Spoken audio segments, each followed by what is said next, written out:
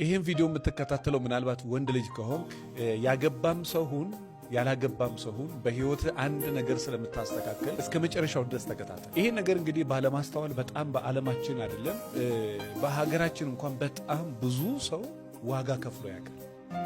ዋጋ የከፈለው ምንድነው? እንግዲህ አንዳንድ ነገሮችን ቀድሞ የሚነግረን የለም። እኛ ደግሞ የምናውቀውን ብቻ ነው የምናውቀውን ብቻ እስካወቅን ድረስ እውቀታችን ያቺ ውስን ነች። ነገሮችን የምናየው በዛችው አይናችን ብቻ። ከዛ የተነሳ ወደ እንደዚህ አይነት ትልቅ ህይወት ልክ ስንገባ በህይወታችን ትልቁን ዋጋ እንከፍላለን። ወንድ ልጅ ደግሞ መሪ ነው።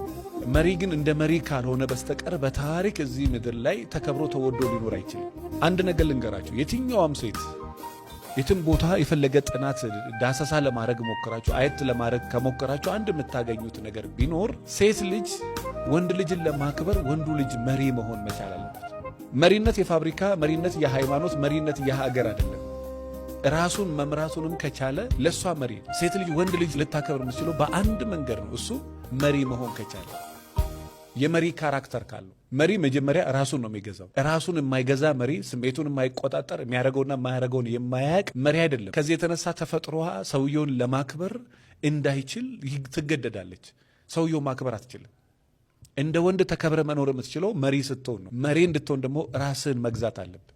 እንግዲህ በጣም ብዙ ወንዶች ምን አለ ይሄንን ሳላገባ በፊት አግኝቼ ሰምቼ ብሆን ተምሬ ብሆን እስከሚሉ ድረስ በጣም መንገድ ላይ በስራ ቦታ በስልጠና በማማከር በጣም ብዙ ሰዎች ላይ ይገጥመኛል። አንዳንድ ወንዶች ዛሬ አንተ አሁን የምትነግረኝ ይሄን ነገር ባቅ ኖሮ ሚስቴን አልመርጣትም ነበረ። ሚስቴን በወቅቱ የመረጥኳት በውበቷ ነው። አሁንም ያላገባ ወጣት ከሆነ ይሄን ቪዲዮ የምትከታተለው ምንድነው የምትፈልገው? ኬክ የምትልስ ወይ ደግሞ ለብሳ ቁጭ የምትል አሻንጉሊት ሴት ነው የምትፈልገው? ወይስ ከንጉስ ጀርባ የምትቀመጥ ንግስት ወይ ደግሞ ከንጉስ ጀርባ ሆና የንጉስን ጀርባ የምትከታተል እሱ ከፊት ለፊት የሰራውን ከኋላ የምትጠብቅ ጀግና ሴት ነው የምትፈልገው? ተኳኩላ ቁጭ የምትል አሻንጉሊት ነው የምትፈልገው?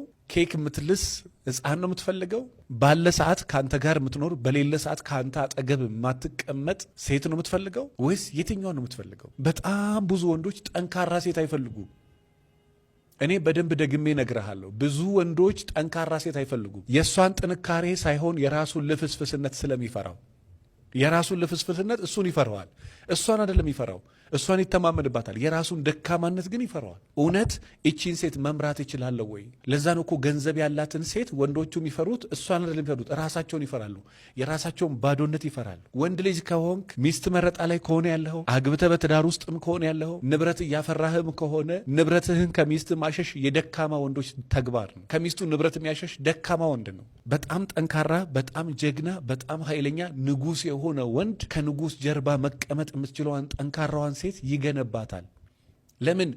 ነገ ተዋግቶ ቆስሎ ቢመጣ ቁስሉን አክማ አድናው ድጋሜ ወደ ቀጣዩ ጦር ታዘጋጀዋለች። ለምን? ጀግና ሴት ነው ያሰለጠነው። ነገር ግን ይሄን መሆን ካልቻልክ ያንን መሆን ሚስት አትችልም። ሚስት ያንን እንድትሆን አንተ ይሄንን መሆን አለብህ። መጀመሪያ ወንድ መሆን አለብህ፣ መምራት አለብህ። እየማገጠ የሚገባ ወንድን እንደ ባል ልታከብረው በታሪክ አትችልም። በሴት ዘንድ መከበር የምትፈልግ ከሆነ የምታወራውን አድርግ፣ የምታደርገውን አውራ። የማታደርገውን ነገር አታውራ። በቃ የምታደርገውን ነገር ብቻ በትክክል አውራ። እንደ ሙያ ነው የሚመክር።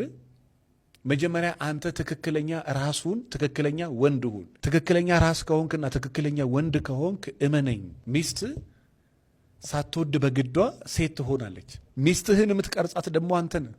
አንተ ሚስትን ግን የምትቀርጸው አንተ መጀመሪያ ራስ ከሆንክ፣ አንተ መጀመሪያ የወንዳ ወንድነት ካራክተር ካለ ወንድ ከሆንክ ነው እሷን እንደ ሴት የምትቀርጸው። መጀመሪያ ግን አንተ ምን ይቀድማል? ወንድነት ይቀድማል። እባክህን አሁንም ደግሜ እነግርሃለሁ፣ መጀመሪያ አንተ በትክክል ምን ሁን? ወንድ ሁን። አንተ በትክክል ወንድ ከሆንክ ሚስትክ ሴት መሆን በጣም ሲበዛ ቀላል። አንተ ወንድ ከሆንክ መሪ ከሆንክ ራስን የምትገዛ በትዳር ላይ ማትማግጥ ንብረት ማትደብቅ የቤትን ባውንደሪ ያሰመርክ ለሚስት ደግሞ ባውንደሪ እንዴት እንደሚሰምር የምትነግራት። አዎ አንተ ነገ ጠላትህ እንዳይማርክ የምትፈልግ ከሆነ ሚስት ያንተን የቤት ገበና ማውጣት የለባትማ።